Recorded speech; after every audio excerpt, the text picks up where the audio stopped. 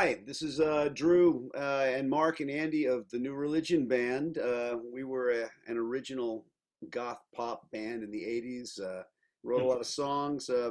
Although we've been broken up for decades, we're still pretty tight and simpatico.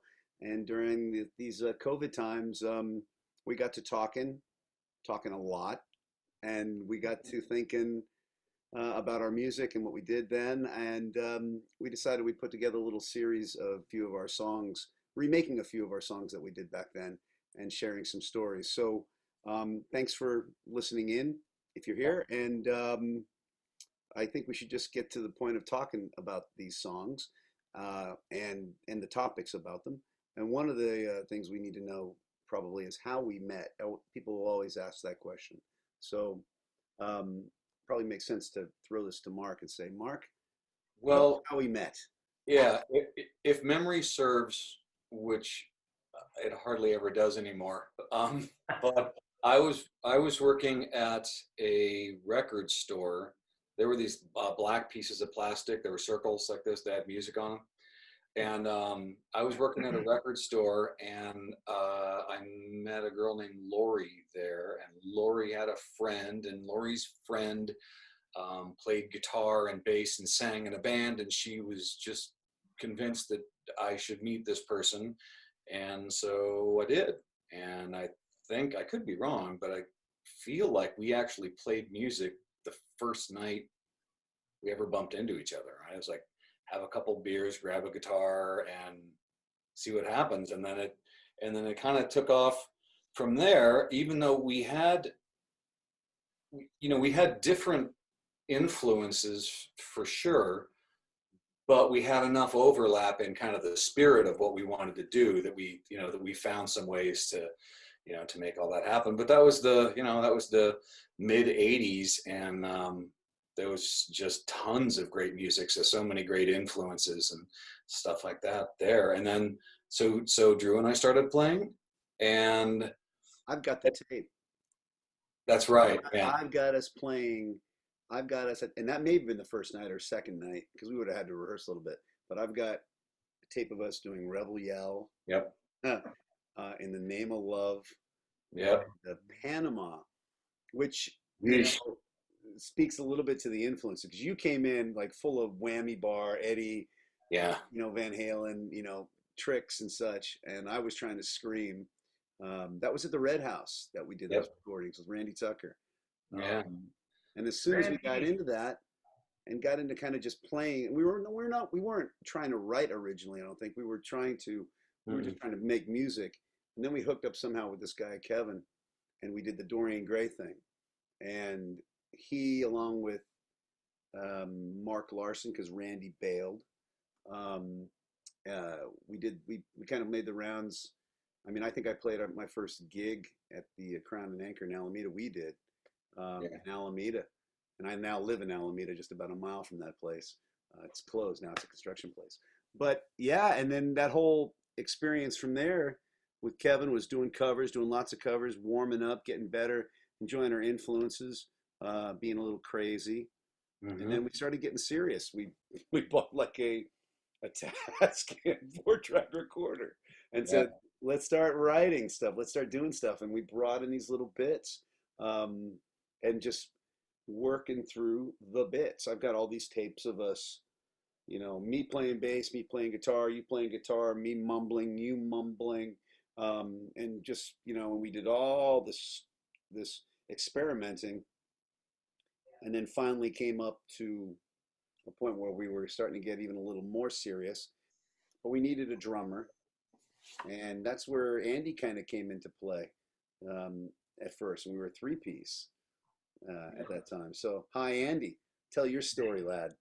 Yeah. So that was a pretty neat deal. So I played bass for even when I was really young, but I always enjoyed playing the drums. So Mark and I lived back east for a bit. He kind of came to California on his own, and I ended up kind of switching from bass to drums for a bit. Loved playing the drums, and then I moved back out to California, and before you know it, the three of us were, in Mom's garage Um, Yeah. Loving what we do, like still. I mean, all But these years later, but it was still like you were the utility person that we kept saying, like, oh, Andy's a great drummer. We've got to have him play drums on this stuff. Oh, but he's a great bass player too, and Drew wants to focus more on the singing.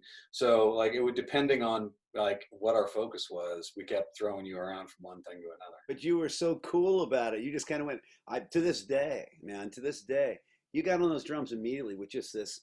You could pop and you swung. And it was really cool. Because when I was playing bass with you, again, I was at a lot of McCartney in my world. yeah. A lot of Chris Squire wannabe in my world. Just a lot of. Hmm. That's why I had the Rick. I was gonna say that's a lot of Rickenbackers. A lot of Rickenbackers, but it was also just the whole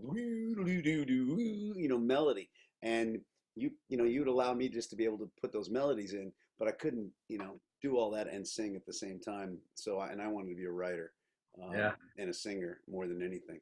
So And I think too, in the back of my head, I was going, wait a minute, I don't care. Like if they asked me to play tambourine, like I'm in. These guys are talented, and I get to be a part of this. This is good stuff. Because something we haven't even talked about this yet, but do you remember when we had a keyboard player, Adrian? I totally remember. that was later though. Yeah, but we definitely bumped into the idea of writing our own music by then, and we could never get anybody. It was always the three of us, and we could never get a drummer to like pitch a tent and stay for a minute. And keyboard players were hard to find too. But then we started writing. And how did we all generally decide that Wait was the first thing that we started to play? Was that? I don't know if it was the first thing we started to play, but it was the first song on the album or the cassette that we put together that we had 6 or 7 songs that we did on that deal with Corey DeBrake at CDLS Studio. Yeah. And that was, I remember being in your house, and I remember but I think it was in the living room. I don't think it was in the garage even. And we were talking about it. And I remember mumbling through lyric to this bit that you guys had put together. And it's such a cool groove, and it's such a cool guitar chordal bit. It was lovely, melodic. That's one of the things that's such an advantage about being, about having a limited number of people in the band is you really like everything counts. So you could listen to that bass line that Andy wrote for that song, and in any other arrangement it might just be kind of buried. It'd still be cool, yeah, but it would be buried. And yeah, so when did you write that, Andy? So I wasn't a guitar player, still not really a guitar player, but I remember Mark put his guitar down. He must have had a crisis because his guitar was always in his hands. So as soon as he set it down, I picked it up, and he had a rock band. Yeah. For those of you that don't know what it is, it was insane. It was like for all intents and purposes, like a cell phone. You plug your guitar in, make the sickest tones. So I would put it on, and although I was pretty dreadful, the tone that came out made me sound like a rock star. So I just started playing melodies, like vocal melodies or solo melodies. I don't know what they were. I was just all giddy about it. And then I just kind of heard this riff over and over, and I was like, Mark said, "Hey, what is that?" And I was like, I don't think it's anything yet, So let's see what happens. And he's like, all right, let's do it. So then it just unfolded real organically amongst the three of us. So pretty dope. Most of these songs, I think with the three of us, all of them were pretty collaborative. Yeah. I remember them all being collaborative. A song like Stretched was written in my bedroom. I remember that. It's a fond memory. There was some other gal even contributed a few lyrics to it. Nice. And a few others, but we all kind of worked together, and it was all, that to me was a lot of the joy of the experience, was just having you guys are brothers. I was the Ursat's brother, and and had a blast, man. We've done a remake of Wait. Mm-hmm. We've done a remake of it. We've during this time of COVID, we did 4 songs, and this one, I guess, is the Wait segment because we're here talking about Wait, and maybe it's a good time to kind of like should we tee up that song and let folks hear it as it is. Yeah, so let's roll the video in 3, 2, 1.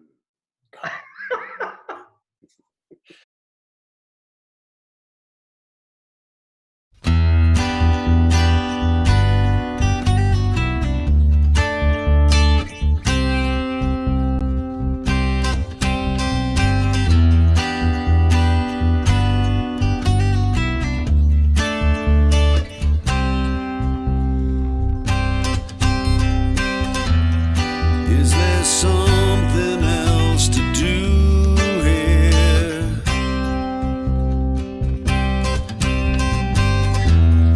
Is there something more to see? Downstairs there's voices I will not forget.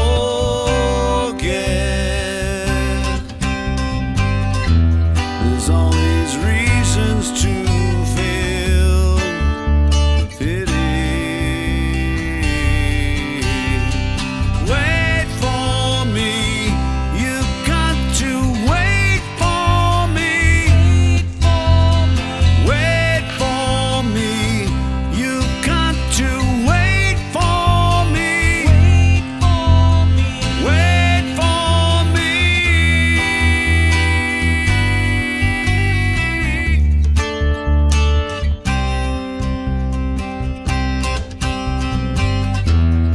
Did you really need to tell them?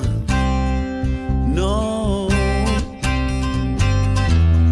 Blue on red, I shed my skin. But is it more than what you wanted?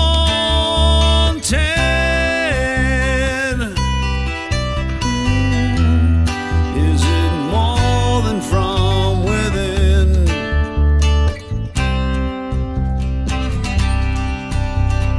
Wait for me, you've got to wait for me.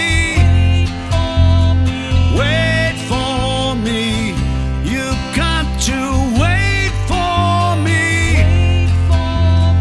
Wait for me.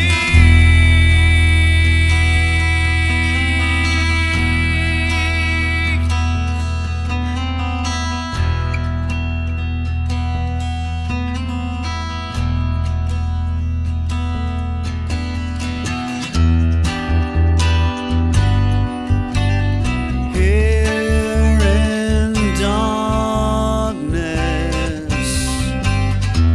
you never call, because we are forced not to take and not return. Soon there's not much here at all.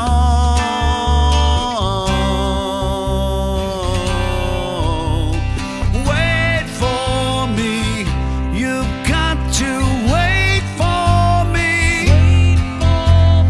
Wait for me, you've got to wait for me. Wait for me.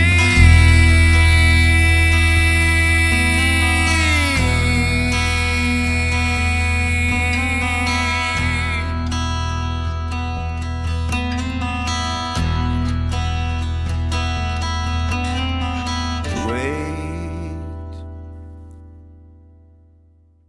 And that was the remake of Wait. Wait for Me? I don't know. Was it a I one-word think it's title? Wait. I Just think Wait. it's Wait. Wait for Me. Wait. But listening to that, I noticed we were talking about how, maybe take a disadvantage and making it an advantage when we had these big sounds that we wanted to make, but we were only 3 people. When we went to go re-record that acoustically, it became clear to me that what Andy was playing on the bass and what I was playing on the guitar was really just one big instrument. Like he was doing the,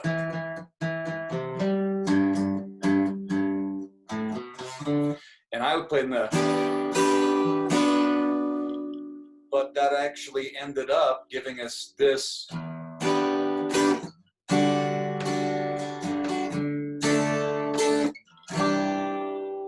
So it's weird when you go back and look at it from a single instrument.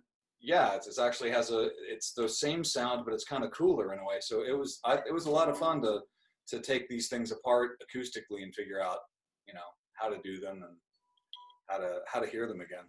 It still holds up. I got to give a shout out about that song to my niece, who's now 35 years of age. She heard that when she was maybe 2.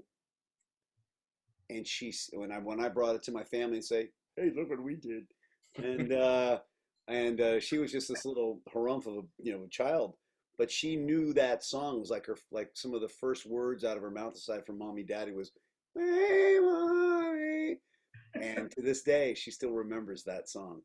And all these years later, so I mean, yeah, well, yeah, it has one of those earwig.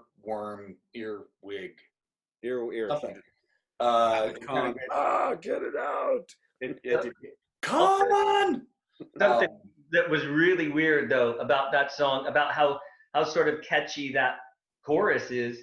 I don't even know if I shared this with you guys. I shared it with the boys a while back, but I remember going in to have a car serviced at a place that I used to work at, and one of the custodians was whistling it. Oh, and to hear that, it was the first instance where I'm like, we're not friends. Like, I don't even really know this guy. And he knows something we made, and I didn't show it to. Like, it was the first instance of going, wow. Yeah, it's stuck in his head. Yeah, and that was just a real opening for me to kind of go, this could be, I think we're on to something. Moving on. Yeah, so let's roll video number dos, and this will be the original version of "Wait for Me," and we will see you guys in a week or so with the next video. There you go. Bye, everybody.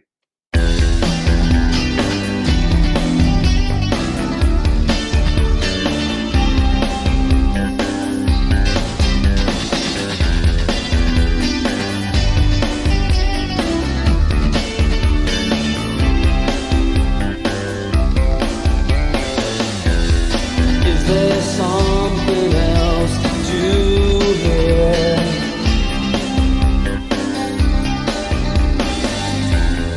Is there something more to see?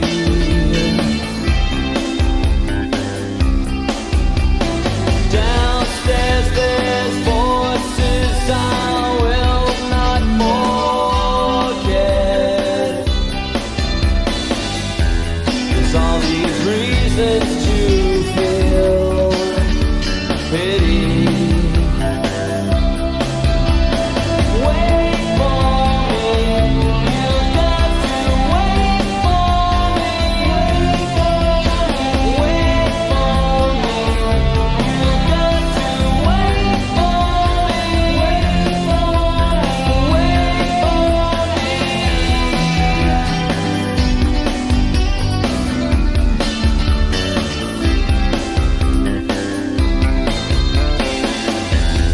Did you really need to tell them? No. Blue on red, I shed my skin. But is it more than what you wanted?